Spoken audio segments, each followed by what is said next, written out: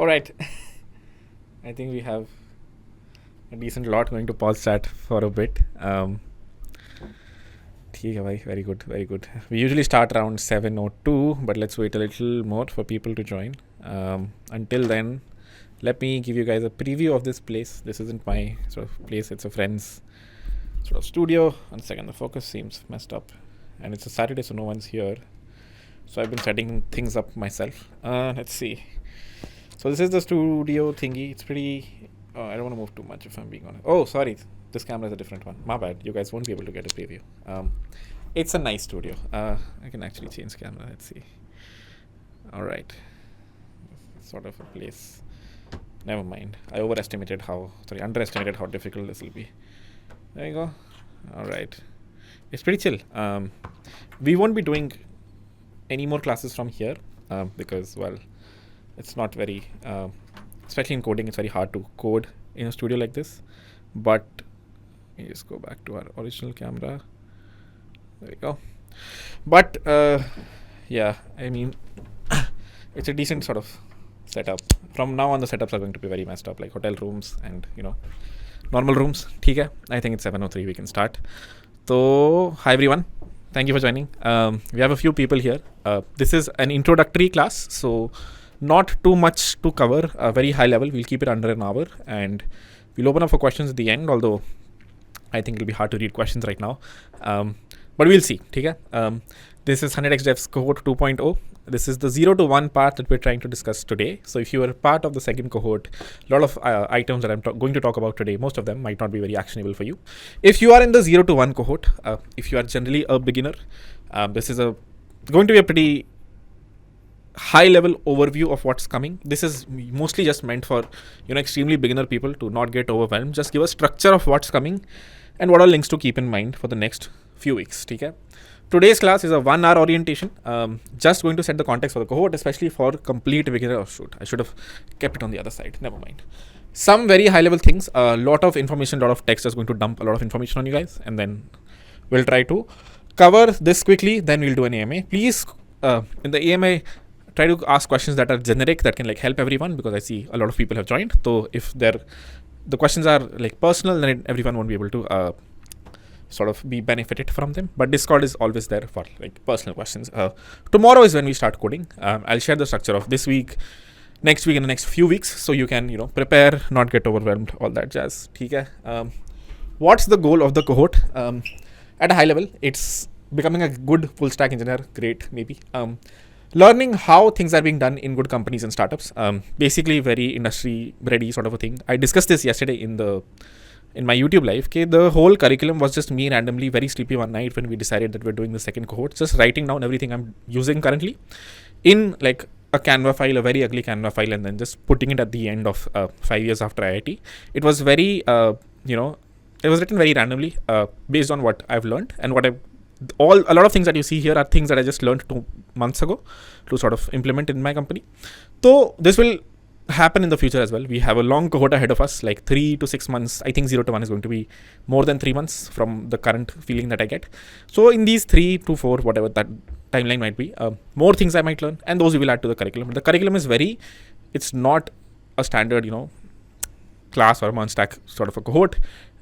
And for the same reason, it might feel overwhelming at some points, because all of these are advanced things not discussed everywhere, not on YouTube, not on other places. So, it's hard for you to find resources to learn it. But with the high level goal, especially after the first month, is going to be, focusing a lot on these things, these heavy, hard, new things that are not available everywhere. Learning all the right practices of writing and deploying code. We are going to focus a lot on open source. When you write open source code, everyone can look at it. So it'll be a very brutal course. I will be berating people, calling them out when you ask simple questions to TAs, when you do a bad contribution. That's how you learn. Don't feel bad and don't get offended. That's the best way to learn. If a senior of yours, that happened to me as well. This is why it comes from experience. Okay, a senior of yours high level guides you. This thing is very wrong. Don't do it. That's the most brutal, rude way to tell help someone improve.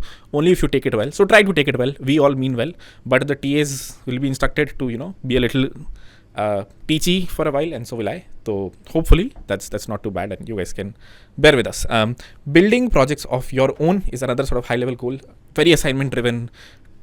3 projects. We generally have one for 0 to 1, but there are a bunch of other projects that are now coming in. For example, we've brought the website in-house. A lot of features there are going to get built from you guys. I'll share more details in the future, like in a future slide. But at a high level, I've built some features. I've built the basic of the code base that you'll guys be learning on. We might not be open sourcing it, but we will basically open source it to you guys. So you guys can look at it, some parts, and contribute to them. And there's a bounty pool that has been created. That is at least one project that's completely going to be driven by you guys. And at a high level be reviewed by me and the TS, but you guys will write production scenario code there. I will review it as a production sort of engineer who is, looking at open source contributions and calling you out if you do bad things like this. It's a mini internship sort of a thing in a good company that is being used by you guys only, the app.100xdevs.com website. Trying our best to aim for GSOC, jobs, internships, startups, all these things. There is a very big trying our best here. We want to try our best. The outcomes pretty much not in our hands, especially for jobs. GSOC is still pretty much in our hands because there are 1,000 vacancies, so you just have to be in the top 1,000 people. But for jobs, depends on 100 different factors. We will see how the market recovers. Does it recover? Does it not recover? Even in the current market, people are getting jobs. All of that is out of my control, but we will aim our best to do that. Okay? That. Alrighty. Pick a category. There are 3 high-level categories I feel people are in. Complete beginner, mid, and advanced. I'm going to talk a little bit about how to navigate the cohort if you line one of these categories. And please decide your category correctly. Don't try to run ahead or behind or whatever. We will be adding you into Discord subgroups for beginners, mid, and advanced. You can only join one, so join very wisely. We will share later how you can do that. And in this group, depending on what crew you're on, this is how you should navigate the cohort. For complete beginners, which means you've never coded at all, or you've coded maybe other things like Java or DSA, but have never coded the MERN stack. But like more specifically, just complete beginners. 0 to 1, I'm really at the 0 bit. 20 to 25 hours a week. If you think you cannot commit that, it will be hard. You will drop off almost certainly at some point. Initially, especially with the pace of the cohort, even though we're trying to pace it humbly, coding is hard, especially for someone who's never coded. So bare minimum, you should put like 20 to 25 hours a week. First few classes will be okay because we'll go very slow. After that, third week onwards is when you will feel slightly overwhelmed. This is where most people drop off. Please don't drop off. I'm just going to check if everything is on the up and up. Yeah. Doubt sessions from time to time. So one thing we'll introduce here is, especially in the initial few weeks, not initial few weeks, maybe like third week onwards is when people drop off, is when we'll do doubt sessions only for this lot to, help you with some smaller bugs, smaller issues, basic things that you might have missed. Some of these will be led by me. Some of these might be led by other people. Mostly they'll be led by me only. I just thought this like right when I was writing this slide, so just came to me. So I haven't figured out the logistics, but it will be a live doubt session. We'll try to just solve doubts in it and nothing else from, the last week or something like that. Start to create a smaller subgroup of 3 to 5 people, do peer coding, solve each other's issues. That's the best way to learn, especially at this stage, because, if you're alone, most probably almost 100% of the time, especially if you're like completely not even in a college, if you're alone, if you're not in a hostel, you're back home with your family, there's a good chance of a drop off. To prevent the drop off, I would urge you to find a 3 to 5 people subgroup, and it's fine if you're behind everyone. You should just make sure you're better than you, or the group is overall all growing, even if your group is like behind everyone generally, because you're in the 0 category. Okay. Let's see if everything is on the up and up. All right. Do not attempt bounties. Initially focus on solid foundation. See, it's very lucrative to, ChatGPT a bounty, especially at this stage, and try to win money. Almost guaranteed it will be hard for you to win. At least if that's your motivation to win money, will be probably hard. And also more than money, even if you win the money, it'll be such a useless exercise to, try to win $50 and, go out of your way, your proper learning pattern to solve a random bug that's going to help the website. So don't do it. Don't focus on bounties. Just focus on basic foundations, basic assignments. Okay. Don't aim for GSOC organizations until the very end, if at all. I said this before in the live as well, that if you're at the 0 stage, most probably GSOC is going to be very hard, almost impossible, which is fine. It comes the next year as well, is when you sort of can be very aggressive. But this year, again, if you try to aim for that, right? Personal story here is 8th May I started to learn for IIT and that was a pretty bad thing. I shouldn't have done it. The reason for that is it gets overwhelming, and then you don't feel like pursuing it. You start to fear a specific stack. So to avoid you fearing a specific stack, Go slow, especially if you're in this category. Don't focus on big things. What are big things? Bounties and GSOC contributions. Hard to do of all assignments. This is one thing that will be good to do. This is one thing that will, increase your level slowly and slowly. Basic and medium to-dos you have to do in an assignment that will come after our live classes. The hard to-dos will help you sort of accelerate. So focus on these rather than focus on, GSOC ki ekdam. If you want to do something difficult, these will be very difficult. Google these, ChatGPT these, and work on these if you're in this stage. Post about your progress. Keep yourself accountable. This does help. I saw one person's Instagram today who is going to apparently I don't know. It's very hard to do this, but he's going to document his whole journey on Instagram. Do that if that helps you be accountable, or post on Twitter, whatever. Just try to do whatever 30-day, 60-day challenge if that helps you. It'll give you some. I'm excited to see people who try that. I think it's very hard to do. It was 30 days, 60 days. But you should, especially if you're in this stage, because drop off is the worst thing at this stage. That you just get filtered out very quickly, and even third week, fourth week ke baad, I see a significant drop off, which is when we introduce Node.js. So at that point, I would urge you to, let us know, doubt sessions, whatever that thing that's stopping you, and we'll try to, pick it up. Okay? All right. Try your best to not get filtered out in the initial few weeks. All right. This is for the first category. Second category. Oh yeah. This is I have coded in other languages, done DSA and not done once. The previous one was literally no coding. This one is some coding, some DSA, the standard things I've done. MERN is what I want to learn right now. I've never done MERN, or very little I've done. React I saw a random tutorial, or JavaScript I've written for kiddie projects, whatever. If this category is you, 15 to 20 hour week is good. You don't need more than that. Does not hurt if you have more than that, but this is bare minimum expectation. Initial classes should be okay. Probably easy because you've coded in other languages, and you can it'll be okay for you if you can context switch well between languages. If you understand logic, if else, for loops, all these things, you'll be able to context switch to a different language, which in our case is JavaScript. 7th week onwards is when you will feel a little overwhelming. The reason for this is here we will introduce the things that are not standard, not really available other places, so it's harder to Google them, harder to find the solutions, and generally, like, why are we learning this? A small example here is TypeScript. Okay, it feels like, why are we learning this? Kaam chalta raha, we can JavaScript is enough. Why do we need TypeScript? There are good reasons for choosing TypeScript. This is where it's easy for someone who has coded to learn basic MERN stack, because basic website building is easy. The advanced concepts is when you'll feel like dropping off, or feel like this is not necessary, I don't want to do it. You'll feel like sticking to your comfort zone. That's the best way to put it. So at that point, sort of step outside of your comfort zone. Until then, chill. If you don't want to attend classes, it's fine. Don't waste your time anywhere. You don't have to attend every class. If you know something, don't attend the class. Focus on something else, learn something else. Come back to the offline video if you want to, and skim through it. But yeah, try to break out of beginner's hell. It's a very bad place to be. It's the lot that feels that they know how to code but can't ever find jobs. So you'll find this in comments of YouTube videos also. Generally, people say, I know everything, I'm not getting a job. Are there not opportunities? The answer usually is you don't know everything. You know a very small thing, which is how to build a basic website.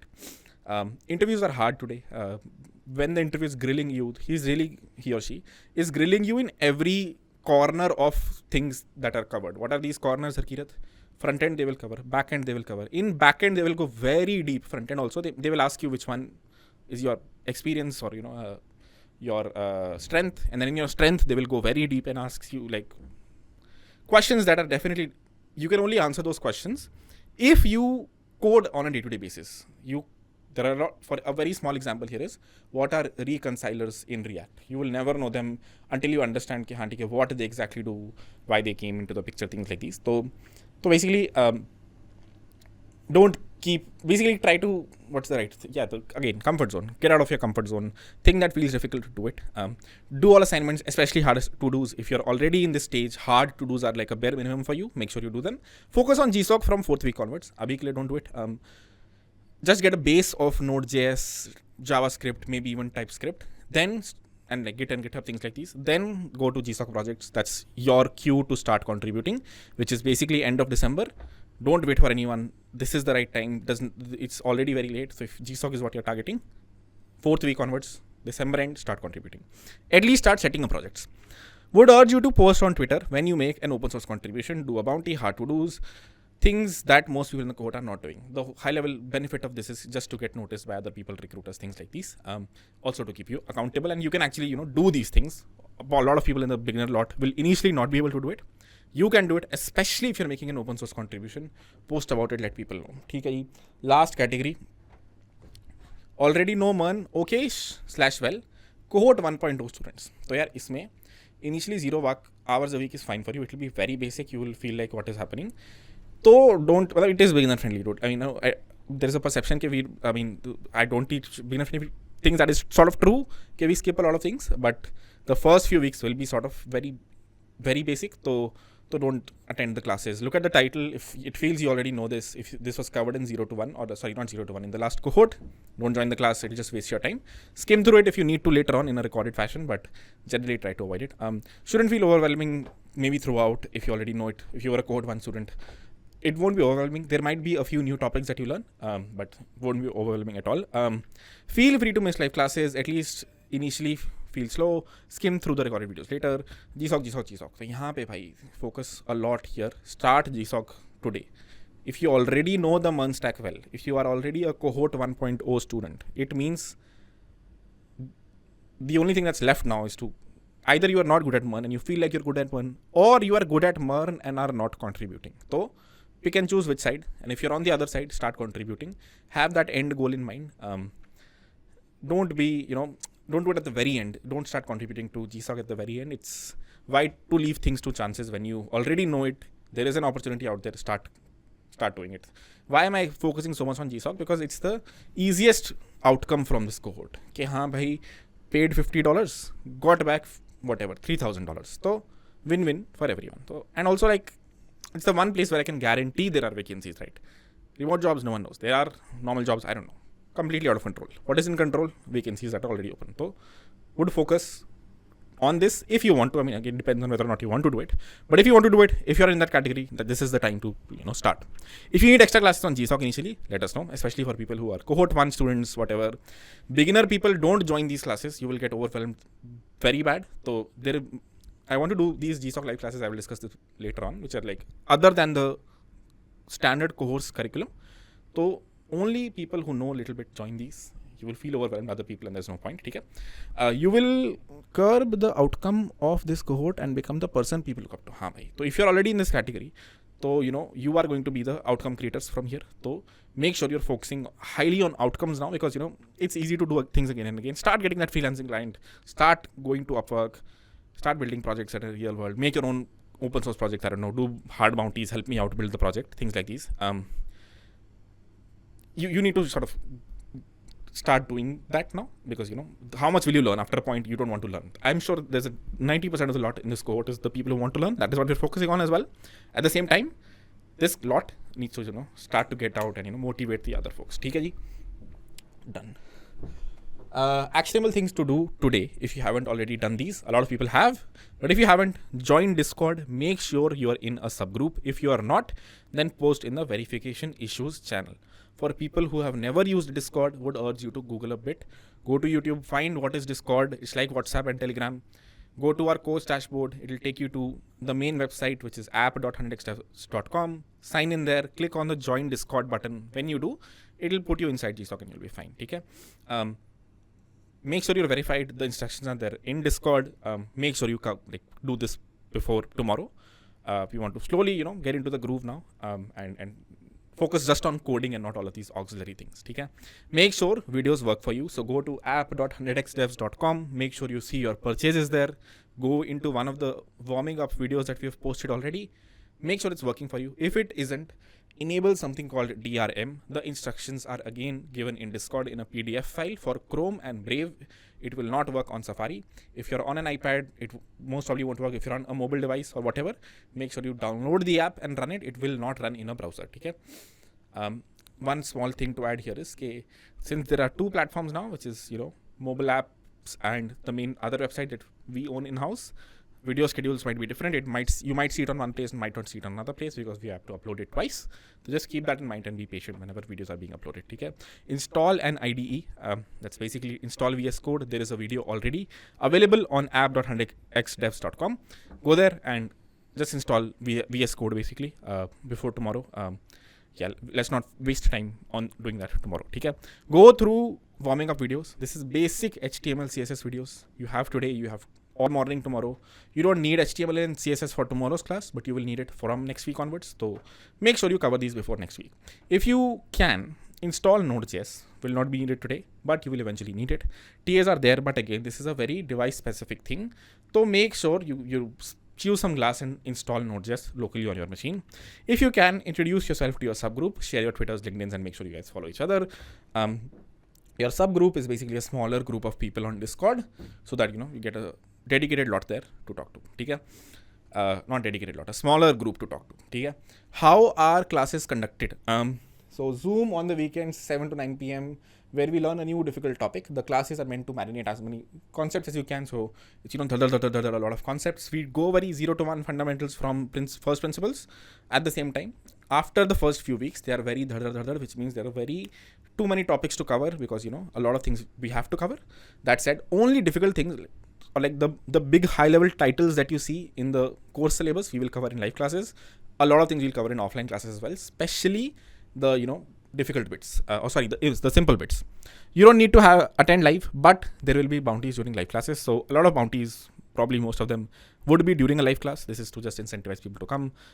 It will be like $250 bounty. So if you feel like it, come to it. If you feel like it wastes your time, because live classes are slightly slower, so feel free to go to the recording. There will be bounties otherwise as well. Assignments on Mondays using the concepts we learned on the weekends. Assignments will be given Monday onwards. Most of the initial ones will have tests. So long story short, what this means is I will discuss this in the live class as well, in which we'll be learning. But after we learn something, you have to write some code, make sure your code actually compiles, works well. And if there are 5 hours that you're spending in a live class, spend 20 hours, 15 hours doing the assignments. That's where you will actually learn. You will basically not learn any. You learn high level things, very abstract concepts are like see me code during a live class. This is where you learn. So make sure you're doing assignments. Offline videos sometimes to warm you up on what we are learning next week. Some auxiliary videos, which a lot of times I skipped in the last cohort. I thought people would know this. A lot of times people miss out on basic things as well. To make sure you don't miss out on basic things, we will cover them in an offline fashion. No point wasting the crucial live class time there. Okay? There will be some extra classes, which means some set of extra live classes that were not originally part of it, but I feel like it might make sense. Number one, closer subgroup classes. So you have a smaller subgroup. This live classes will be pretty big, so even though like I can tell you that eventually it gets better, but initially there'll be a lot of people. So it's hard to, interact. So for every subgroup that we have, which I think we have 10 or 15, I'm forgetting now, we will do one class dedicated just for you guys. Ki haan chalo, I can answer all of your doubts of people in like groups of smaller groups. So there will be one such class for every subgroup. We will start after the 4th or the 5th week, so that by then you have some coding context and you can ask some actionable questions personally. Still not one-to-one personal, but like a smaller group personal. Okay? So one class for every such subgroup. We will create a schedule and let you know when your subgroup has that class. Feel free to join that class. These might be on a weekday, but we will try to keep it late for people who are working. So like 7, 8, 9 p.m., something like that. Okay? Ad hoc classes on GSOC. Learning something outside the cohort like Web3 or AI. So there will be ad hoc classes. What do I mean by ad hoc? When I say ad hoc, I mean these will be very experiential learning classes on what I'm learning, what I have learned, something outside the cohort that I know. Can be feedback driven, whatever you want. For example, a lot of you wanted to learn Solana. How do you write like web smart contracts in Solana? I know it pretty well. I can teach that. A lot of people wanted to learn trading systems. We can learn that, even though we'll cover that in Zerodha. But you get the idea, okay? Or experiential learning classes, which means this is how I code. I will code some random projects right in front of you. You guys can follow. So these will also be there. These will be extra. These will probably happen on weekdays, but we will try to keep it late so everyone can join, especially people who go to college and otherwise. These are the extra set of classes. And if you don't understand these, don't worry about them. This is just extra content to learn, marinate, and choose some class. The official curriculum is still very 0 to 1 and will feel simple. Don't come here and get overwhelmed. Come here for some motivation. Even if you don't understand things, it's fine. Teaching assistant with an E, should be a typo here. Support. In your Discord subgroups, you will have access to 2 dedicated TAs. See, it's very hard to know how good someone is. So if you feel like your TA is not responding, let us know. We will switch them out. Or if you need more TAs, let us know. Whatever. I feel 2 are enough in a subgroup based on the numbers. And these people are basically you. Just keep a few things in mind before you ask them a question. Before you ping them, please go through Docs, ChatGPT. They will shame you with a "let me Google that for you" link if the question can be Googled. This happened a lot in the last cohort. Okay, people ask a very simple question, which if they just Google the same thing, the first answer is right there. And there is a website called Let Me Google That For You. That's a pretty funny website that feel free to look it up later on. It just has a visual of, Googling that question for the other person. So if that question can really be Googled, this link is what will be sent to you. TAs are told to be, slightly brutal when it comes to this. You will only learn if you, start to be a little self-sufficient. So they are there, but only use them if you are not able to solve an issue for more than 30 minutes. 30 minutes is the cutoff. Then you are missing something, either a concept or whatever, and they can come into your machine and help you out, or not in your machine. They can answer your questions, but again, try to stick to a 30-minute deadline, after which you can ask them a question. Please ask all the questions in the group so that everyone can participate. TAs are not expected to reply on DMs or do video calls. Some of them do it. I appreciate them, but generally this will happen in companies, this will happen everywhere. One-to-one questions are a big no-no. The reason for this is one, other people can help you out. The bigger reason is someone else might have the same question. There's no point replying to technical questions in a DM. Always should happen in the group. You have your subgroup. We can create like another maybe doubts group or whatever.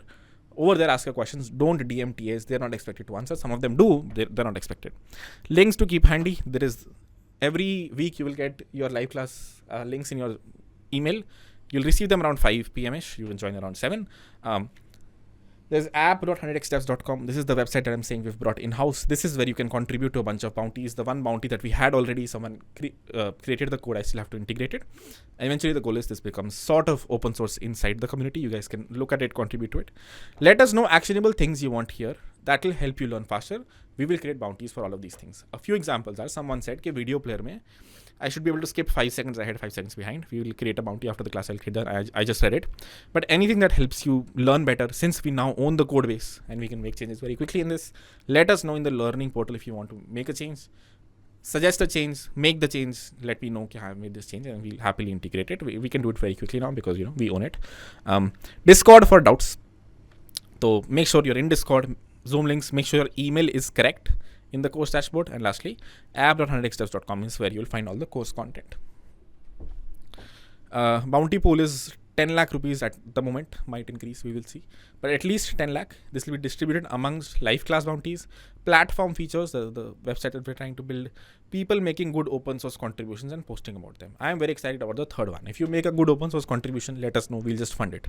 If you feel there is an issue that takes 5 hours to fix, you want to give that time, we will pay you for that time, and you can go into a good big open source project and fix it, and we'll pull money out of the bounty pool. And if that incentivizes you to contribute, we're happy to do it. How to get ahead and get noticed? Do bounties aggressively. See, what is the point of why do you want to get ahead and notice? A lot of people don't, which is fine. If you want to just learn and you have your whole thing figured out after the cohort, or what you want to take from the cohort, it's totally fine. If you want to get noticed generally in the cohort for referrals or other things, this is how people who in the last cohort got referrals got noticed. And the people that I ended up referring, there aren't too many, but the ones that I did, they did bounties very aggressively, especially irrespective of whether or not you win. Lot of bounties are going to be used in the course website. Basically, there was this person that would aggressively tag me on Twitter. I did this, I did this. Every bounty he did, other personal projects also he did, but every bounty he was doing, even if it was late, did not care about the money. A lot of times he did something, I told him, let me pay you some money. He's like, fine, I don't need it.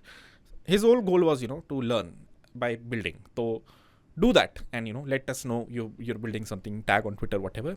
This is how you get noticed. There's a very big lot, there are a lot of people, but to get noticed, this is the point one is that one, personally you are growing also, and two, you're getting noticed also. And 90% of learning is this only one. It's coding a lot of projects. So do bounties, do hard to do assignments, and build real projects. Tag me. What are real projects, Kirat? Any features. For example, a lot of people, almost everyone, not everyone, a lot of people build the Zerodha website clone that we did in the warming up videos. Post it out there, post it on Twitter. You will see eventually these numbers go down. Not a lot of people will do harder assignments. If you are doing them, post them on Twitter. That's number one. Number two is any video feature that you're building. That's a real production worthy thing that you've built that people in the cohort are using, right? For example, the people who built the video player segment creator, that was the first bounty.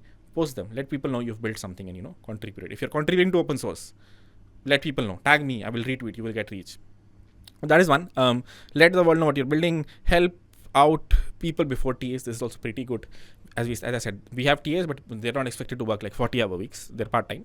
So if a TA is not responding, respond. We're happy to pay you. If you become like the primary person who responds to other students, we're happy to kick out other TAs. Kidding. So, this is helping people out is, this might not help you too much if I'm being honest. Like, this is not great for personal growth. Good to get noticed though. Solve open source issues if you can. At least set up projects locally. Focus on GSOC projects for now. So, yeah, I mean, this is for getting ahead, not getting noticed. This is the time for GSOC. Said this many times. Set up a project locally. At least start to fix issues locally, little. Or at the very least, make sure your machine is good to set up projects. As you learn more and more things and become capable to contribute, at least you've made sure that you can set up projects locally. Have your 5 projects ready. When you learn, start contributing to them.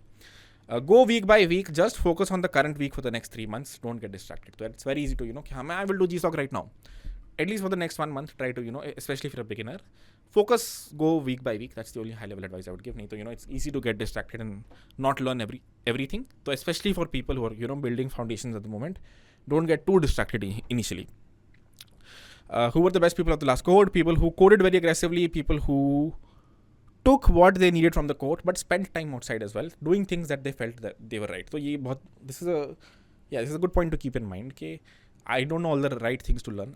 My pace might not be right. My teaching style might not be right. Whatever. You focus on the title. The thing that is being taught is most probably nice, necessary, and based on the pace of the class, feel like if you don't be pressured into I have to attend every class.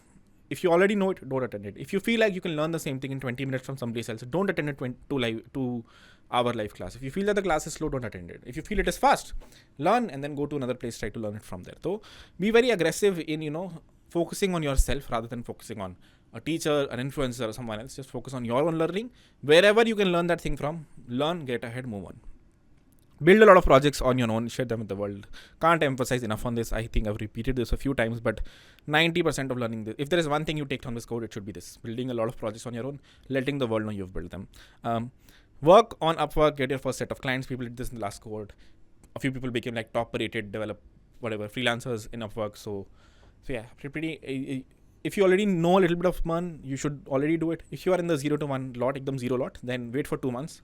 After which, once you can start to at least build Next.js projects, go to Upwork and start to find smaller, underprice yourself and find cheaper gigs to begin with. Contribute to open source projects. That's what differentiates you really. But again, it's hard to do. We will get there when we get there. Oh my God, this blue is my eyes hurt. Okay. Schedule for the next 2 weeks. Offline videos have already been posted. HTML, CSS, basics of a JavaScript, Zerodha landing page assignment kind of a thing. This is done. Find it on the course dashboard. Try to go through it. Try to code it yourself. Post if you're coded it. Orientation, the thing we're doing right now. Tomorrow, we will do JavaScript basics. Understand the asynchronous nature of JavaScript. Practice a lot of problems on JavaScript. And this coming week, I will post some offline videos on installing Node.js on your machine, making sure the process is running, and Git and GitHub basics of how you can deploy code. Okay? This is going to be the next 1 week. After that, Node.js and its runtime is going to be next week. Communication protocols, HTTP, basics of WebSockets, Express, file. Don't even worry about it. Just feel free to read through the titles. If you want to Google before, if you want to read other YouTube, other places, do it. And be very prepared for the class. And offline videos for that week will be DOM and the basics of DOM manipulation, just to create a very basic foundation for front end. I'm not saying next week will be front end, but like basic front end we want to start building soon. So you have a basic full stack portfolio thingy ready. So yeah, this is going to be next 2 weeks. Feel free to take a screenshot. Feel free to learn these from other places. Make sure you're very prepared. Be ahead of the class, so that it doesn't get overwhelming. FAQs. Let's read through them very quickly. Then we'll open it up for AMAs. I think this is the last slide. Will there be recordings? Yes. It takes around 2 hours for them to transcode. Another hour for summarization and subtitles. After that, you should be sorted. So 2 to 3 hours for it to get uploaded. After which, every video will be recorded and uploaded. Will there be live classes on some weekdays? Yes, but they will be later. They are not part of the official curriculum. They are just extra classes that we have added for extra learning, experiential learning, GSOC setting up, things like these. What is the website for the videos? It's app.100xdevs.com. Credentials are the same as the main website from which you bought the cohort, which was harkirath.classx.co.in. How can I help other people solve their doubts, especially people who are struggling with beginner things initially, are asking very basic questions to try to if you can answer it, if you feel like answering it. Again, as I said, it won't help you generally personally, especially answering, basic doubts by other people. What will help you is if you want to teach a smaller a lot of people are doing it in Discord right now. That might help you personally as well, because when you teach, you learn something better. But doing a lot of shit shoveling of, small issues that people are posting might not help you, but might be good for you to do if you have free time. Okay? Are there referrals? Do well, stay in the top 5%. We create a list at the very end of the cohort. We don't really create a list. We ask people to, fill out a form basically, and I have a list of around 400 people, I think, who from the last cohort who have their compensation expectations, their experience, their college, things like these in a doc. Someone asks me for a referral, that is the doc that goes to them. A lot of times people don't have to want to read through such a long doc and just ask me to choose someone, and I do. And that choosing happen basis on, getting noticed in the cohort. But that's the only thing that's sort of being committed here. A doc that I will forward to people whenever they ask me to refer. And sorry, this is like very hard for me to read. At the end of the code, and try best to refer to. So I will try my best to refer to ad hoc companies. What are ad hoc companies? Go to my last YouTube video. I've explained it very well. Rather just focus on GSOC where there are 1,000 slots. So this is part I cannot really commit/confirm. Okay, you will get a job by the end of it. What I can confirm is there is GSOC. There are slots there, and this is pretty much, it's a dumbed down smaller version of a remote job. So that is something I'm really excited about. Okay, you guys do, especially people who already know, definitely do. People who are in 0 to 1, who've never coded. As I said, it'll be hard, but at least create that foundation to, start to set up projects locally and contribute to them. Make sure your email is correct on the course dashboard, else you won't receive Zoom links. So that is the last thing I wanted you to cover. I don't think there's any, there you go. All right, guys, that was it. I'm pretty excited. Tomorrow onwards is when we code. Today, this is just fancy fluff that happens in the beginning of the cohort. After this, you will see me in weird places, and that is fine as long as the mic is good and we're able to code. Things are fine. Might get overwhelming for a few people eventually. Only high level advice here. The thing that I wasn't pretty happy with in the last cohort, was people dropped off.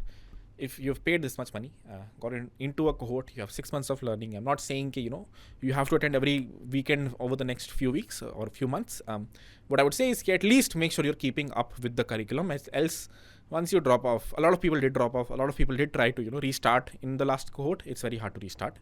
So once you have momentum already, make sure you're carrying that momentum over the next few weeks. Take care, ji. High level, this was it. I'm scared to open AMA, if I'm being honest here. So let me just talk for a few more minutes. Then I will open chat, but I can almost certainly guarantee won't be able to answer a lot of your questions. So here's how will this happen in the real class? Real class also. Initially, it's a little overwhelming, too many questions. Eventually, people ease out, and a lot of people, beginner friendly method. Initially, a lot of people will join. I will try my best to answer questions there. We will see how things go. But at a high level, TAs are your best resource when it comes to asking personal doubts rather than me.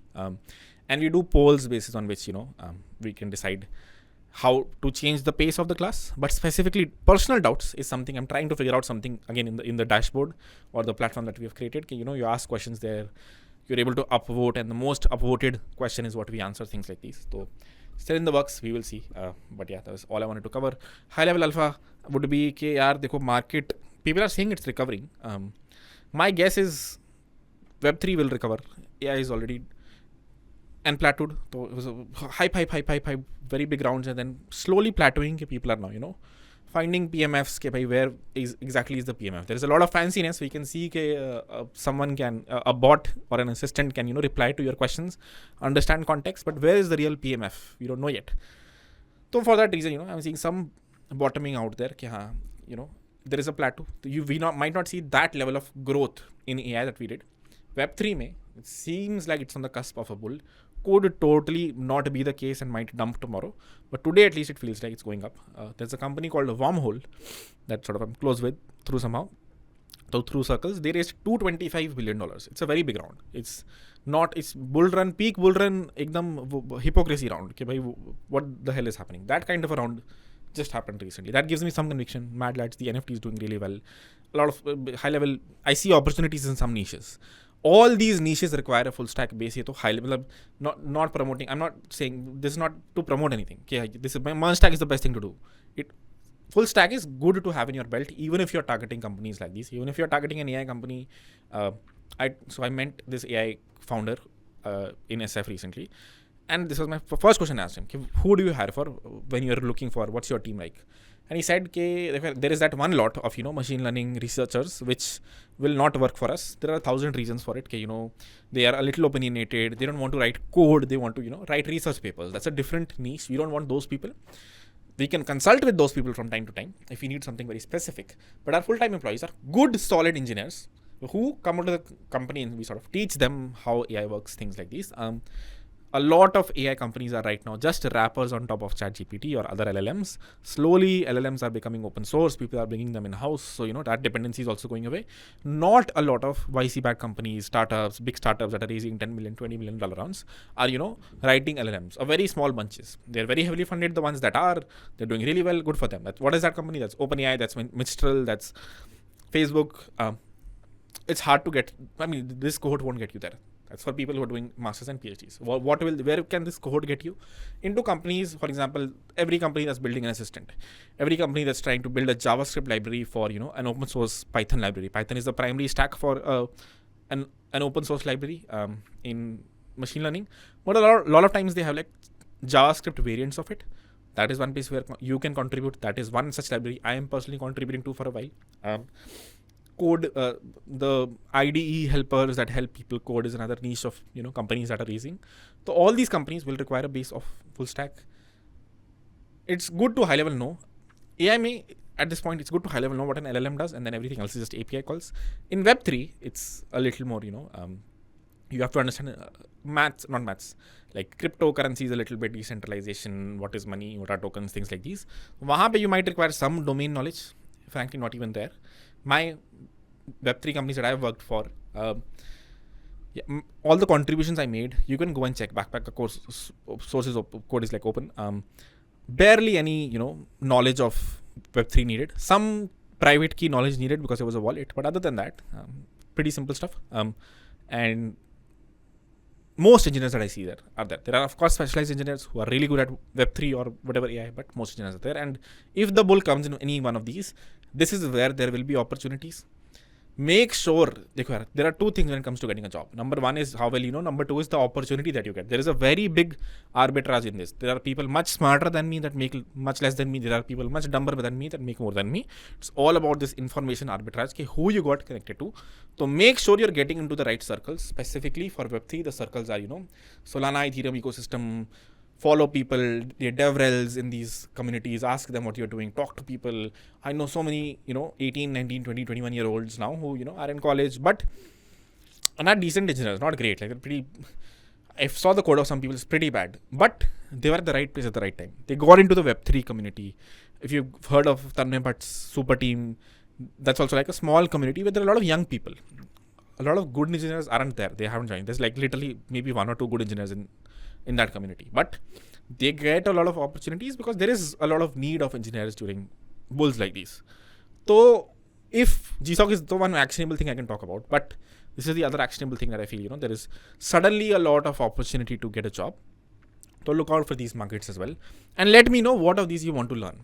Some domain knowledge helps. So if you want some basic domain knowledge, how do I create?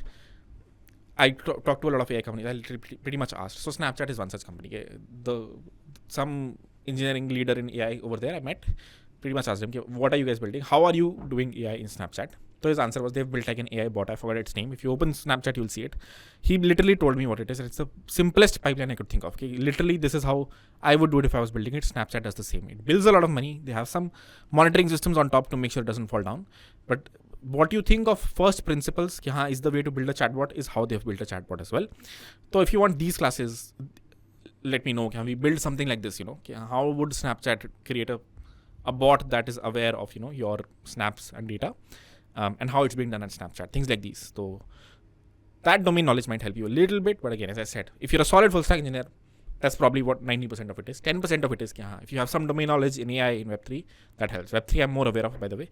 Yeah, I'm learning for a while now, and I've started to contribute.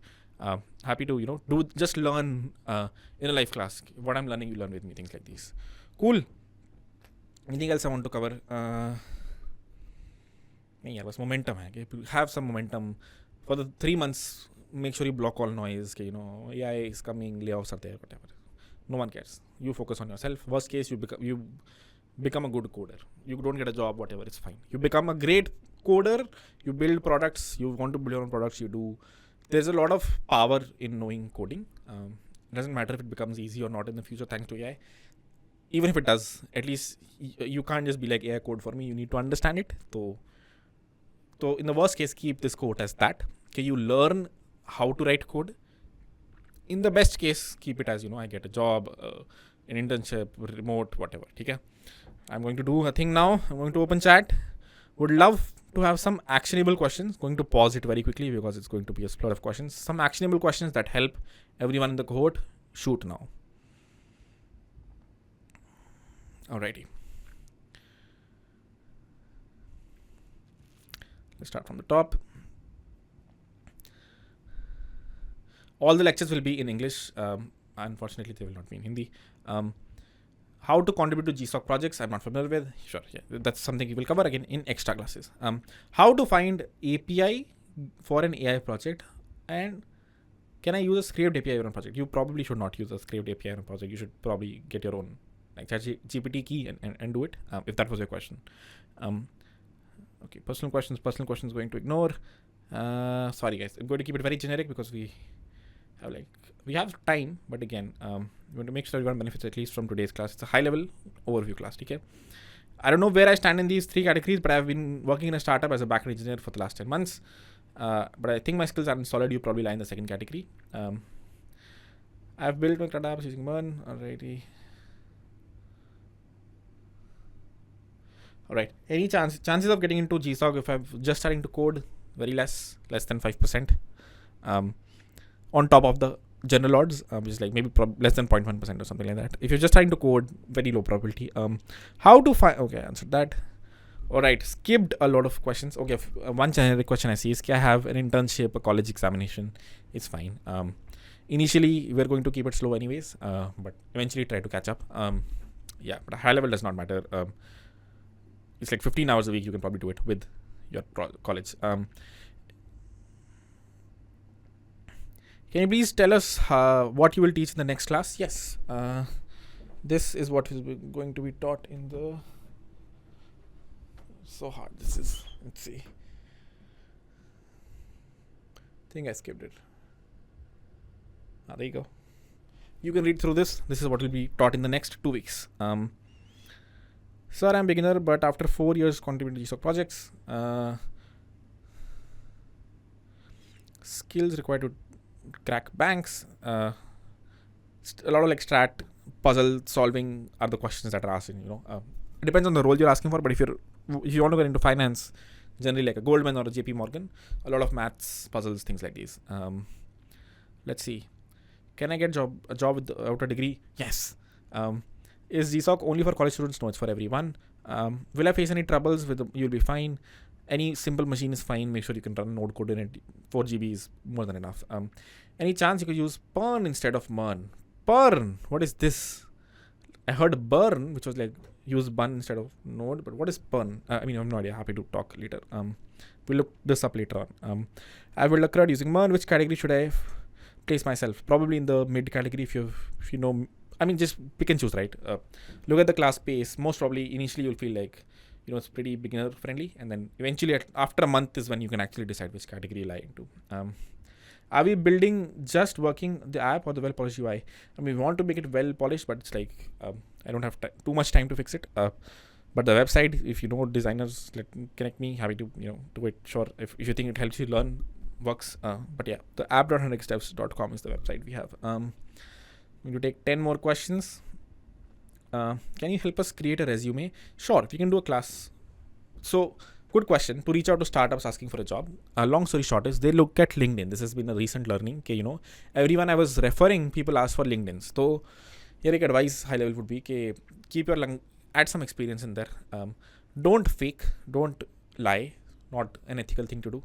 At least that is what I will say on a public platform like this. Don't lie on your LinkedIn. But if you feel like you can squeeze in an internship of a year there, I don't know, do it. Don't do it officially. I'm not saying anything officially, but experience helps. If you feel like you can eventually provide them value, LinkedIn is a place where put things. If you've done a 3-month internship, put a 6-month internship, things like these. Because a lot of times people that I referred, I know they are good people, but they are like very early in their career, maybe less than a year. So the first question that was being put to me was, "Okay, this person doesn't feel very experienced." So, but I know they can code like an experienced person, right? So yeah, that's my only high level advice here. Okay, LinkedIn is the place that people, these startup founders look at, or recruiters in these companies look at. So make sure your LinkedIn is prosed up. What I mean by that is make sure on your LinkedIn you have a lot of experience. Resume, no one looks for, no one has the time to look for it. LinkedIn is like resume, right? So just focus on that. If I watch a video, I understand everything. I know loops, oops, basic concept, but still someone gives me instructions to me. I cannot solve the problem. Then I can solve the problem. But in case of real-time project, the mind goes blank. Okay, seems like someone said, okay, I can't build real projects. I can write, if I can do DSA, I cannot do websites. So that's lack of practice. Not knowing a few things and then dropping off when something complicated comes. This cohort is probably the right place for you if you're in that category. Okay, you can do DSA but can't build websites. I've tried the bounty assignment, which seems very difficult to me. It is supposed to be difficult. Please don't try it if you're a beginner. That was, as I said, many bounties, at least for the platform, will be very high level. Don't attempt them, especially if in the beginner category. I saw some of the solutions, but can't understand. You don't have to. This is very early. This is why I'm a little worried about, doing these extra classes, GSOC classes, because people will get overwhelmed. But keep it in mind that the official curriculum is being covered on Saturday and Sunday and offline videos. All the extra live classes are for advanced people or whatever, for to bring people up to speed when it comes to GSOC contributions. Don't attend those classes if you feel you'll get overwhelmed. You don't have to. And also ignore these bounties. How to find the first bounty? We'll create a, currently it's in announcements. I announced the bounty, but we'll probably create a subgroup for it where we'll post it. Alrighty. If you have doubts in future classes, I basically open the chat and answer like this. Depends on the speed at which questions are being asked. If we might have to change the structure of the class a little bit, if there are too many doubts. Okay, for the first 1.5 hours we learn, and then for another hour we just take doubts. So we will see as time goes by. People who are good in React front end but don't know backend, what about those? If you don't know backend, I mean, pick and choose, right? Then in the backend bit you're the beginner, in the front end bit you're not. Just so you make an informed, make a conscious. It's not too difficult of a thing to understand, right? Okay, if you already know backend, let's say, then backend classes don't focus on simple assignments. Just focus on looking at open source contributions and making them. If you're already good in React, then in the React part of the cohort, help other people out. Solve hard to do things like these. So make an informed decision based on the current category of what's being taught. I want to start my career in AI. Will this code help me in the future? Is this useful to know full stack development? So it's useful to know. It depends on the kind of company you're targeting. If you're targeting an OpenAI, then probably not. If you're targeting a startup who's some part of the startup is AI, most of it is a product that people are using, then it will be super helpful because as I said a few minutes ago, they're looking for good full stack engineers, good solid engineers. They said we'll teach everything else. Everything else is useful. Rappers, and you don't have to get into the maths of machine learning and AI if you want to work at an AI startup that's building an actionable use case of AI right now. What would you define as a good engineer, and how do I know I am one? Is it the best practice usage of implementations? What if there are multiple implementations? Great question. The answer is it's very easy to do it. If there are 100 people, let's say, in the cohort right now, around 80 would be okay, good, beginner category, simple people, hard to get an interview. 10 people would be great, but their code base is janky. You can look at their code and tell, they're not going the extra mile. The last 10 is good. Maybe 2 and 3 are able to differentiate themselves. I will give an example. The bounty that we posted, I think there were 80 submissions or 70 submissions. Amongst them, around 80% were the same only, which was the first ChatGPT answer or Google answer that they just copy pasted. A lot of them they did not even solve anything. So you can basically remove a decent lot here. The last 20%, a lot of people built it jankily. What I mean by jankily, the code was janky or the final feature was janky. A lot of times, especially if you're applying at these ad hoc companies, they care about the end feature, whether or not it looks good, feels good. The person that I referred yesterday, the first question they asked me was, "Bhai, are you confident in his UI skills? Looking at his project, it seems like he lacks there. So I messaged him. I don't think I messaged him. I'm going to message him now. Okay, bhai, whatever your open source projects are, make sure they look pretty. And that prettiness ends up mattering. Even for this bounty that I posted, a lot of people were feature complete. It was there. But why would I put an ugly thing on my website, right? I would put something that looks good to me. So, first thing is, making sure you're going that extra mile on, if you're building a front end, you're going the extra mile on the design. Second thing is the code. You can very easily look at the code and tell, okay, it's been written by a good or a bad developer. What are good practices? Standard, abstraction, using TypeScript, having the right types in there, things like these. We will discuss these as the code goes by. Does contributing open source come under moonlighting? Probably not. You're not getting paid for it, right? Nothing comes under moonlighting in India generally. You can find ways to, create a company on your mother's name and route your money in that company, then you're pretty much legally covered. The only thing to keep in mind when you're moonlighting is, you're not being unfair to the company that's paying you. Other than that, you can do it. For example, here, yesterday, the person that I referred, another such question, this is like so naturally, organically coming as these things happened yesterday. The person who was hiring asked, is after the trial, is this person willing to move full time? I know a lot of times when people are contracting, they will find multiple jobs to make more money. So I honestly asked the person, bhai, what's your thing? Do you want to moonlight? Do you want to do it full time? So he has convinced me he wants to do it full time, which is why I connected him. I wouldn't have if that was not the case. I'm not sure. I cannot track from here whether or not he's moonlighting or not. I don't think people care if you're providing value. If you are not moonlighting but not providing value, they will fire you. If you are moonlighting but providing value, you will be fine. It's feels weird, but I've done it so many times now. I've pulled off, if you've seen my video, I've pulled off 100-hour weeks. As long as you can keep people happy, they can't even imagine you're moonlighting because you're doing so well in the company. So it'll be very hard for them to think you're moonlighting. Beginner is someone who has never coded before and never coded in MERN. Never coded before. Very basic little coded in MERN, probably someone like that. If you coded decent in MERN, then you're in the second category. Or are you? I'm a little confused. Let's go back to the slide actually.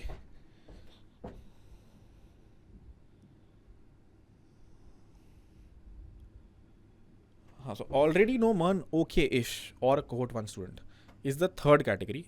If you know MERN basic, very basic, and you know some other language, then it's this category. Okay? What are the parameters for a production ready code?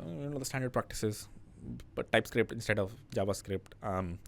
Files are in the right places. You have ESLint, you have Prettier, you're writing decent code, you have CI/CD pipelines that make sure your tests break if someone is trying to contribute, writing tests in the first place, making sure your coverage is increasing every time you write a test. Things like these are what impress people, are especially senior people. Extra classes for Solidity Ethereum development. Next cohort in Web3. Web3 is a little niche. If the bull comes by, then sure. Then there'll be a lot of opportunities. Then there will be a lot of people who would want to learn. Sure. We already have it on YouTube. The frequency is a little lesser. I think we have 2 or 3 videos right now. The next video in that series is going to be... Okay, one more thing.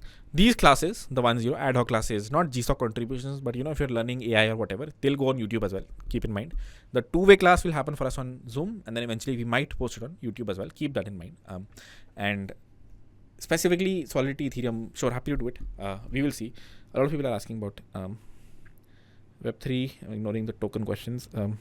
Have coded Node.js but don't know nothing about HTML and JavaScript. You should probably join. So I have HTML and JavaScript, and it's very simple. During this is a hard question now. Okay, people are really wanting to decide their category. Okay, I know one another. I don't know. Join. You can switch categories. You can select one role, you will be put in that group. If you feel like, for the next 15 days, I want to be a beginner, feel free to switch the category. That's all I can say. But you have to, pick and choose this role. I wrote this 5 minutes based on, what I think are the categories. But there are a lot of use cases, a lot of, things you know, things you don't know. So based on your variation, pick sort of one, and you can always change it. I'm a beginner, but after 4 weeks, I have got the skills to contribute to GSOC. You probably don't have the skills to contribute to GSOC after 4 weeks. You can barely probably understand even after knowing a lot of MERN, you can barely understand the project when you open it. It's very hard. Do not recommend if you're a complete beginner for this GSOC generally.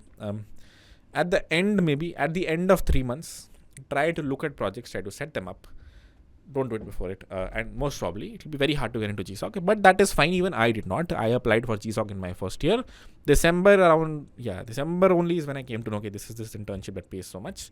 I tried my best. I made some ugly contributions, bad contributions. What do I mean by bad contribution? I committed a 1,000-line file, which was a temporary file that was created. Of course, you won't get in.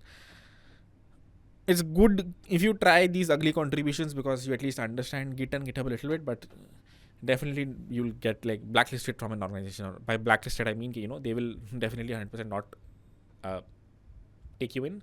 And also, when you're really a beginner and desperate for it, right, you will do dumb things like, mailing them. Okay, why are you not looking at my issue? Messaging them. Can I get into GSOC? Why are you opening things like these? Don't do that. Just focus on your foundation at the moment. Yeah. I am a Code 1 student but could not attend live classes, but I completed the recordings. I feel really lost when I start a project of my own, though I understand most of the things that you taught.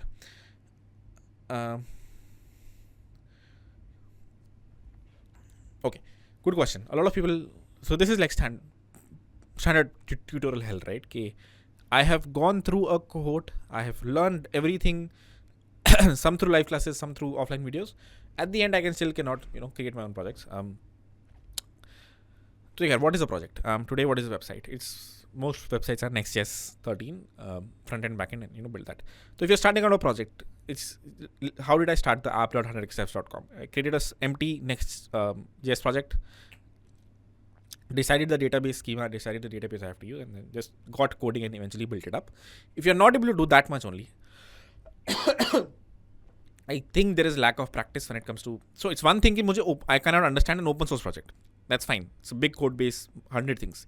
If you can't start your own project as well, then there's a problem. There's definitely a problem. Most probably you've learned things from the very top and not done assignments. So that's one actionable advice I would give. And yeah, so you also ask, I'm very curious as to how Slido Q&A works and, how WebSockets work and how you can create something like this. Be curious about these things. If you see a website during the code, otherwise, especially, these websites that are more than standard HTTP, try to ask yourself, sorry, 1 second.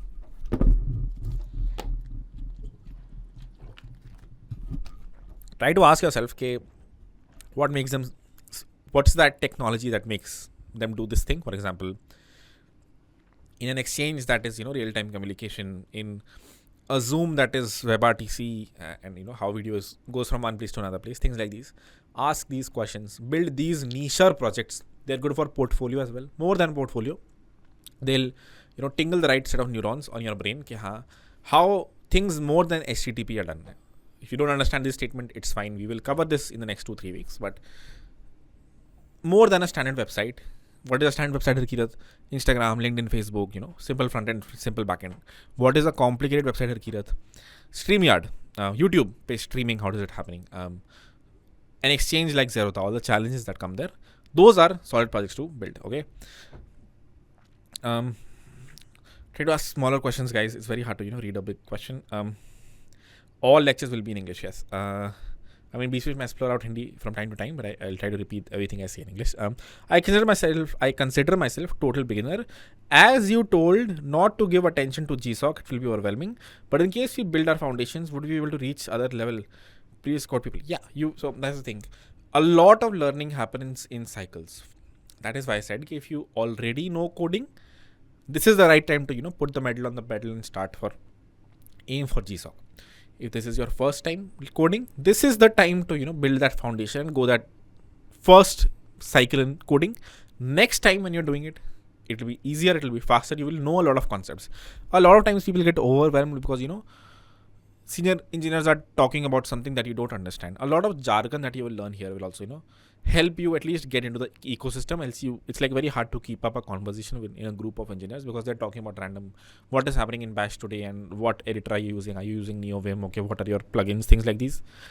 A lot of these conversations, you'll basically start to become a nerd, and at least all the things that are being covered in the cohort. Worst case, they just give you there are jargon explainer. These are the standard jargons. This is how you build a website. This is what front end is. This is what back end is. Things like this.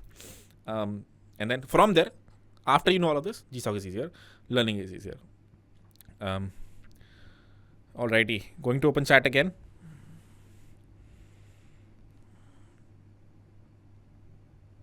Oh god, pause. Alright. Okay. Internship or contract job? Contract job. Can we skip Linux for now and work on Windows? You'll be fine. Yeah. For the next few weeks, totally fine. Harkis, what kind of bounties can we expect in the cohort? Live bounties, which is during a class, we teach something, and then from first principles, try to solve this. The first person who can solve it wins it. What is a good example here?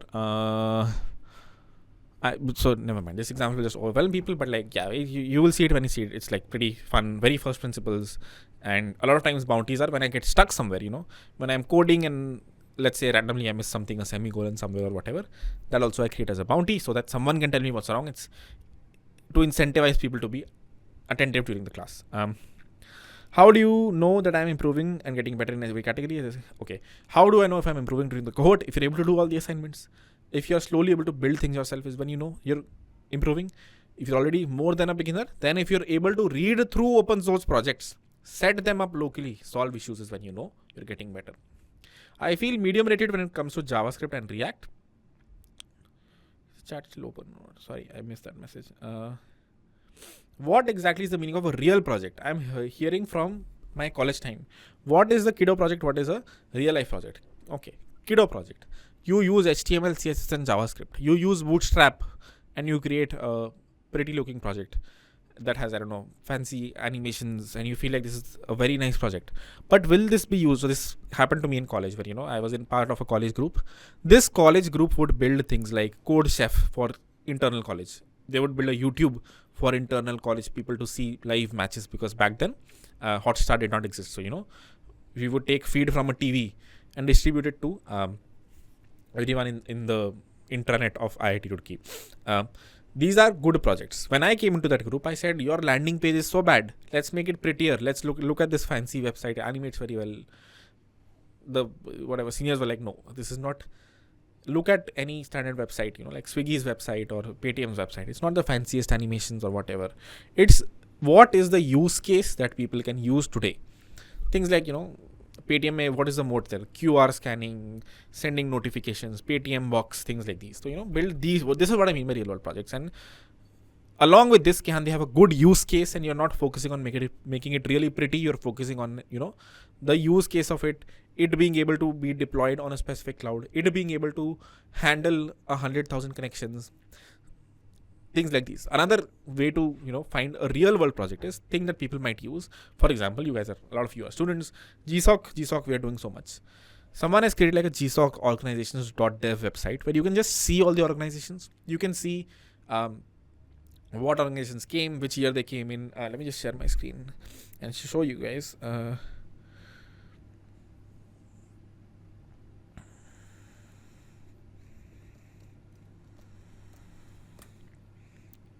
Look at this website. I think this is created by someone random. It's not like an official website.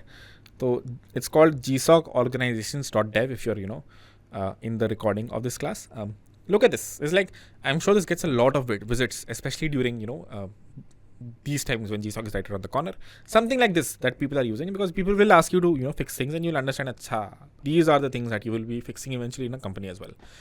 And lastly, the tech stack, making sure it's a modern tech stack, which means look at other open source projects, look at what is their stack, try to replicate it. It changes very quickly. Every year, some new technology is out there. Next 13 is the new next alpha. Every big open source project that I see is moving to Next 13, is already using Next 13. So that is sort of the last thing to keep in mind when we say, real world projects. How to check subgroup, a step-to-step guide. Join Discord. There are instructions there. Ask people that they'll help you out. How important is it to use Linux? Just use Linux. Linux VS Code on Windows is totally fine. Just make sure you can install Node.js, and then you'll be fine. How to choose a subgroup? Beginner, intermediate, advanced. Pick one for now. We will add instructions as to how you can do it. If you don't feel like it's the right crew for you, unselect it, select another group, and just join the other one. Okay?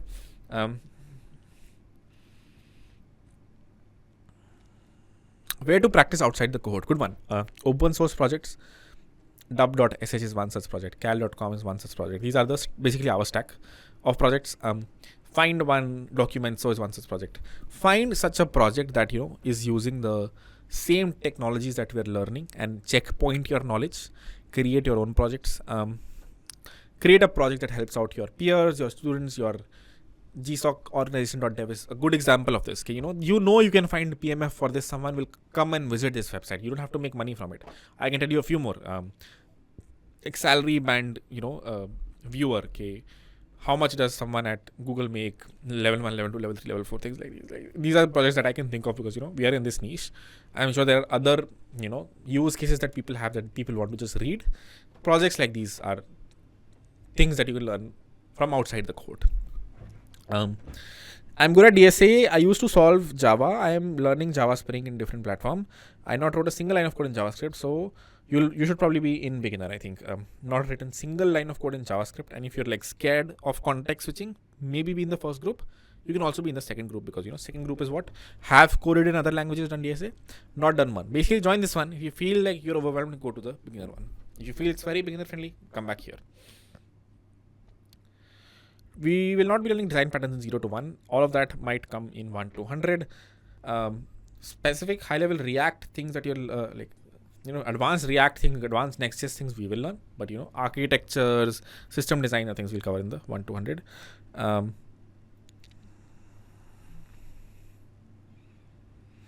All right. I have 9 years of experience in Android development, new to web development. Any suggestions for GSOC for me? GSOC has, I forgot the name. It has some small set of app development projects. I don't know the organization, Asana, NASA, something like that.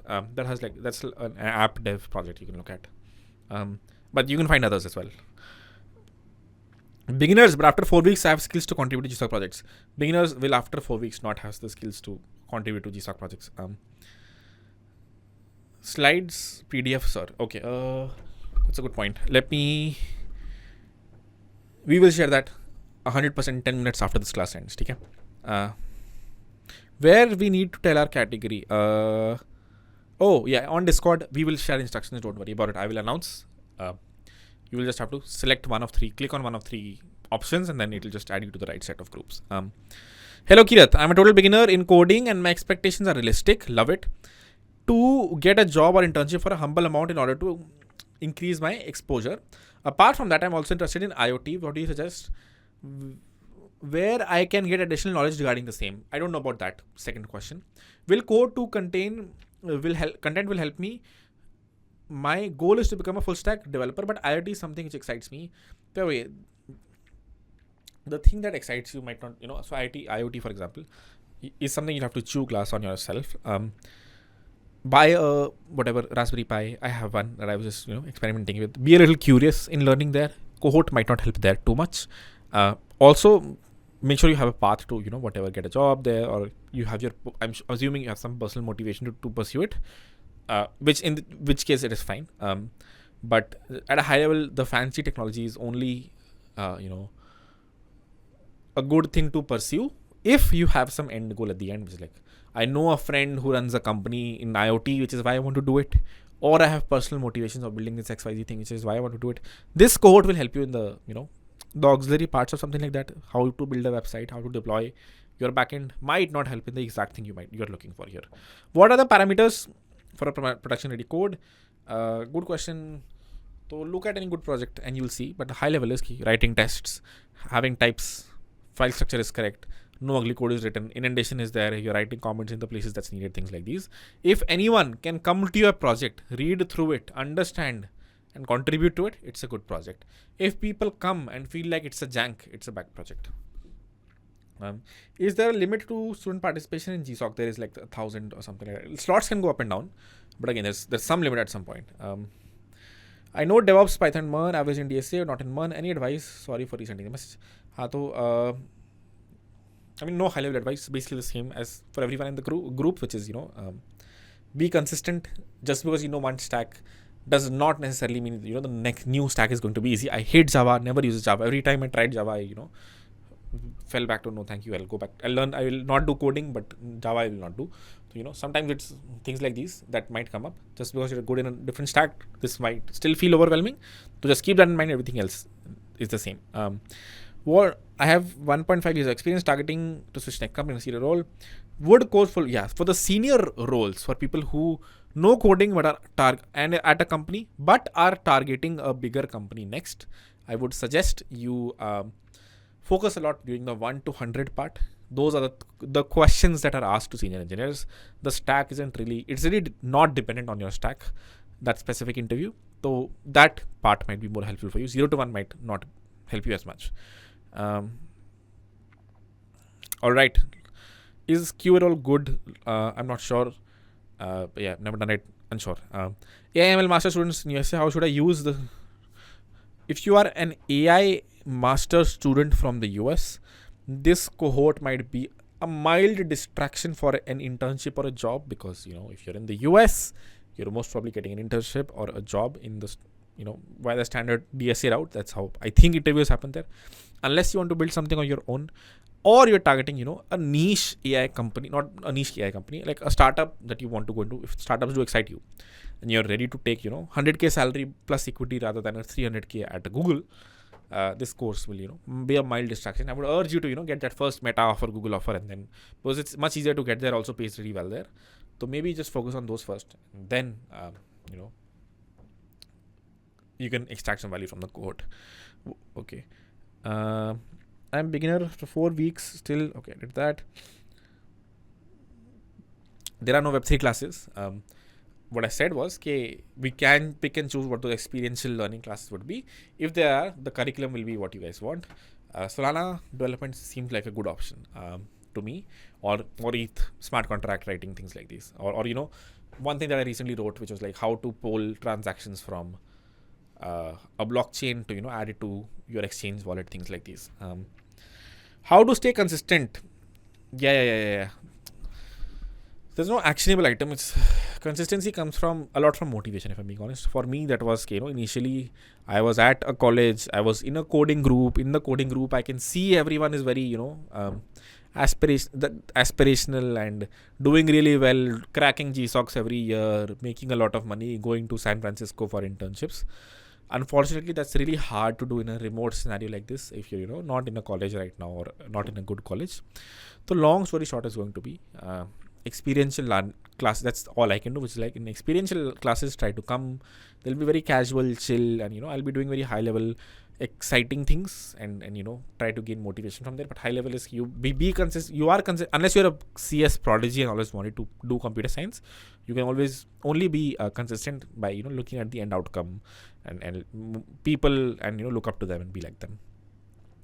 I know advanced MERN. I can create React projects. Will Next.js server actions replace the way we use APIs forever? Maybe. A lot of people are saying it. Most projects are moving away from Express generally. So long story short, there is a good chance, not just this, Vercel, ends up owning a lot of the developmental pipeline of websites. And becomes like what Docker became for, orchestration or whatever containers, they become for websites generally, but we will see. In the end, all of this just depends on what sort of a project you're looking at. All right. Ad hoc classes will not happen in the first few weeks. First few weeks are very beginner friendly. I think after 2 or 3 weeks is when we get there. All right, HTML and CSS, will there be any classes for that? There are already videos on the dashboard. You can look at them. That will probably be the only thing. CSS we will cover a little bit more when we reach Tailwind. Looking for becoming a confident full stack developer who can build any website in React, Node.js, .NET and deploy it on a distributed environment. And is my experience at par? Okay, so I can't understand your question, but I think it is right. Is this stack enough for building projects? And I guess the answer is yes. I'm not sure if I understand the question completely though, Puneet. Can GSOC, open source contributions, skills of this cohort and one internship make me a 10 LPA offer? Yes. If you get into GSOC, if you are able to complete GSOC end-to-end, 10 LPA can be sort of charged based on, enough by then. If you can do GSOC once, 10 LPA is a humble number to ask for. But again, it depends a lot of, finding that company opportunity, things like these. I have built some websites using HTML, CSS, minimal JavaScript. Which group should I? Sure, if you're having doubts about which group you should be in, pick one. If you don't like it, pick a different one. You can just switch switch them. Uh, 2023 pass out, tier 5 college. Offer got revoked, good at DSA, 6-month gap already. Will there be a problem? Gaps are not a problem. Should I focus on Web3 AI and get a job ASAP? I don't focus on Web3 AI just yet until you've at least mastered or at least been at a mediocre level at MERN. Web3 AI is for finding opportunities, because that's where a lot of remote opportunities exist. Web3 AI is not, at least in this cohort, not the core thing we are going to learn. So don't focus on that just yet. Focus on this always feels like the fancy thing to chase. Oh yeah, let's learn AI. Something else came, let's learn that. Very focusedly, learn focusedly. In a very focused fashion, learn this. There are opportunities in just MERN as well. There are people who go do Web3 but are not able to get jobs there. Don't get distracted. It's easy to get distracted in tech and feel like I'm not picking the right market, but the actual answer is you're not going deep in one market. So make sure you do that. All right, a lot of questions around which group should I join. Again, just pick and choose, and if you don't like it, just change. How to not feel overwhelmed? So if doubt sessions might help. That's why I introduced them. A lot of people get overwhelmed and drop off. But other than that, it is just practice and not asking questions from other people, from TA specifically, and figuring it out yourself. You will only get confidence, or you will get that splurge of confidence when you figure out a very big issue on your own. So focus on that. That is an underrated thing people don't talk about. That learning that you get when you figure something out on your own is what leads to extraordinary butterfly effect of you being interested in coding, because now you can do it yourself. So try to get there as soon as possible. I want to know, what can we ask you? Explain a niche design that can reach you. Seems like you want to ask me a niche question. Discord is the right place to ask me questions, although I'm not sure how many I'll be able to answer, but any such business related questions, feel free to ask on Discord. Can we contribute to your website to solve bugs to enhance upcoming days? Yeah, that's the high level idea, but I can't open source it yet because there are some piracy protection things in there that I don't want to open source. I'm trying my best to break it down into 2 projects and then open source one of them, or not open source, just open it to you guys. Do we need any open source GSOC classes for this cohort 1 people? Can we have them? We need some. Okay, sure. There's one class that's pretty good. Let me add that to the course dashboard somewhere. Don't look at that class if you don't know MERN already. It'll be overwhelming, but I'll add one open source class that you guys can look at and get a feel of how we will be doing real world open source contributions to come. What is GSOC? These are the questions that need to be Googled. If you would ask me this, I would send you a link of, can you Google that for me, or let me Google that for you. Google it. I mean, it's there. It's has all the details of what it is, how much it pays, things like this. I read a few open source projects, but every other folder has package.json. But we create React project only one package.json. Very specific question. The answer to your question, sir, is called mono repos, which says in a single repository, mono means single, repository means the code base. In a single repository, you have multiple projects because, as your project grows, you will have small backends, frontends, multiple things. So you create a mono repository in which a single repository you have multiple projects and each project has its own package.json. Tagging you on Twitter is the only way to get your eye on me. Yes, but don't do it on Discord, do it on Twitter. How to set up the environment to prevent dropping off. Surrounding to prevent dropping off. Find a crew of 3-4 people and keep each other accountable is the most actionable thing you can do, I think, for that. Is CI/CD pipeline covered in this cohort? Yes. How to find good code bases and issues on GitHub and contribute to them depending on where we start. Where we stand. So long story short is, firstly, right now, focus on just setting up projects locally. A lot of times people just focus on, that first issue. The problem there is you will, fix a typo issue, not set the project up locally, make a contribution that is, you haven't tested it locally, you feel like this might fix it. So step 1 is just setting things up locally. Make sure you're doing that. After you do that, the right issues after that are not documentation fixes, not things like these. Usually are things like, adding a Docker file, adding something that you feel is good in the code base, fixing adding a prettier ESLint configuration, cleaning up the project, things like these. And then it is, getting domain knowledge of that project, understanding what the project does, and fixing that. Will all remote jobs require us to work in the night, or is there a common misconception? They won't require you to work in the night, but there will be overlaps during stand-ups. So you will have to be up until 11 p.m., 12 p.m. sometimes for stand-ups. That's it. Already done GSOC, currently interning at a startup. Any advantage of doing GSOC? Probably not. I think you can't do GSOC twice anymore, if I'm not wrong. So yeah, no advantage for you, sir. Do you recruiters reach out just based out of on open source contribution? Japan has good pay compared to UK US. So Japan does not have good pay. It's probably the worst paying country when it comes to compensation numbers, especially for people there. And recruiters don't reach out. Usually the CTO will reach out. Some technical person will reach out if you're contributing to that specific company's code base. Recruiter does not understand these things. Recruiter, if you have a solid GitHub, recruiters look at that. So yeah, the reason I know this is because whenever a recruiter approaches me, they say, "Wow, you have now 9,000 followers on GitHub." So I know recruiters know GitHub; they understand it's a thing. But will you get actively reached out? You will get actively reached out if you contribute to React only. You make a very big code base or even a small code change in React. Then of course people might look at your code base and fix it, but again, might not be a recruiter. For me, this happened. I contributed to this project called Pion, which is an open source WebRTC library.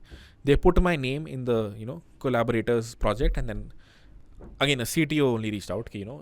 I saw you there. Are you good at WebRTC? So yeah, there's no downside. Recruiters might not reach out. Technical people will reach out. To get a summer internship in a startup, is this cohort enough to prepare? Probably. OpenAI has also full stack jobs. In this cohort will help me get there. Where hard, there are multiple reasons as to why that's hard. I know it has full stack roles, but they will probably not hire remote, is what I feel. I could be wrong. There are 1,000 factors. If you want, that's the kind of level you're looking for, you have to build an open source project yourself that OpenAI would want. That is the path to take if you want to get into an OpenAI like company as a full stack engineer. Can you tell what is Web3 in brief? Again, this is the things that you have to Google. High level is, Ethereum, Bitcoin, Solana, decentralization. There is a full Web3 roadmap that I have on my channel. You should look at it. How to not able to find offline videos. Can you help me with the path for offline videos? 1 second. Go to app.100xdevs.com. Log in from here, and then you will see your course content, and then go to the course content. You should see the warming up videos here. All right. Cool. Stop sharing. All right. Last 5 questions, and then we'll call it. I have never done GSOC. So which category should I join? Never done GSOC.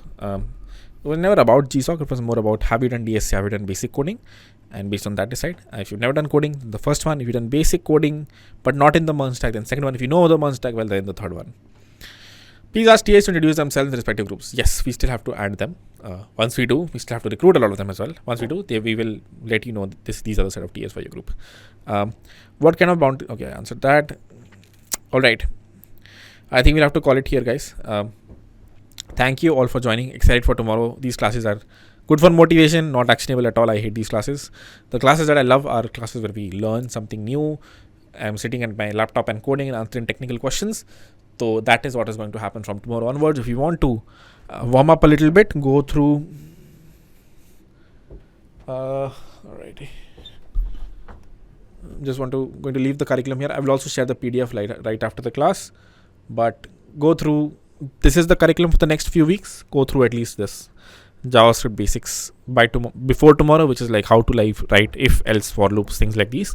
If you do that, then life will be easy for you. You won't drop off. That's the only high level advice I would have before tomorrow's class. Tomorrow we will understand basics of JavaScript, if, else, for loops, things like these, solve some problems, and then understand the asynchronous nature of JavaScript. How is that different from other languages? Things like these. Very basic foundational class before we, kick things off, start coding actual websites. Cool. Thank you all for joining. I will call it here. And again, these classes, even though a lot of people come here and feel very motivational. What will really help you is a big repository of videos that teach technical concepts, which is what we're trying to create from next class onwards. So I hope to see a lot of you, hopefully a similar number tomorrow. Thank you for joining today. Thank you for being part of the cohort. It's going to be an exciting journey. I'm going to take 20 more questions that came up and then going to call it. Please try to ask generic questions that can benefit everyone. MacBook is fine. What is the difference between beginner and intermediate group? Everyone will get the same set of tasks. What I was saying was, these are the tasks you should do if you're in this category. Tasks will all be the same. Add stages in Discord, we will. I know more advanced MongoDB. Can I get a job 20 LP after this? Depends on a lot of factors. Hard for me to comment based on looking at just 2 minutes of experience. Beginner only, done DSA, CP, but no knowledge of web development. You should probably be in the first group then.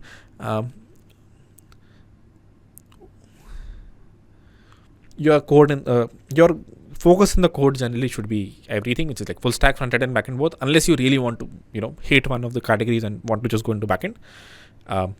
Do freelancing and working company comments or moonlighting. I answered that. Working for 3 LP offer,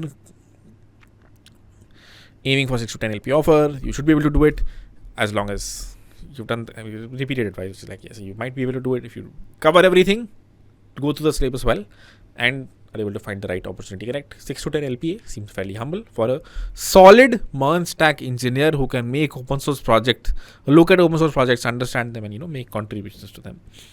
All right. Bounties. Let's understand them tomorrow as we go through the class and go through a few of the bounties. But yeah, we'll understand them tomorrow. Have you created any presentation? My eyes hurt because of the colors. My bad. You are not wrong. Especially that blue color was pretty. Yeah. Will you teach industry quality code? Yeah. Can you give some tips for preparing for HFT outside of India? Oof. Let me call someone to do it. So I've worked not on an HFT, an exchange, which sort of is the HFT. You do a lot of standard things, but there are a lot of challenges when you're on the other side and you're not the exchange but the trader. Let me call a few people. I have a few juniors who work in HFTs. They'll probably guide you better. But at a high level, if you're targeting them outside India, masters might be the way to go. Very easy to get into a Citadel. Not very easy. It's pretty hard still. But at least you're able to interview for a Citadel or a Jump if you're there versus from India. India, there are companies in Delhi that also pay really well. But if you're looking for outside India, which was your question, then go for a masters. All right, guys. I will call it here. Thank you all for joining. I will see you guys tomorrow. Bye bye.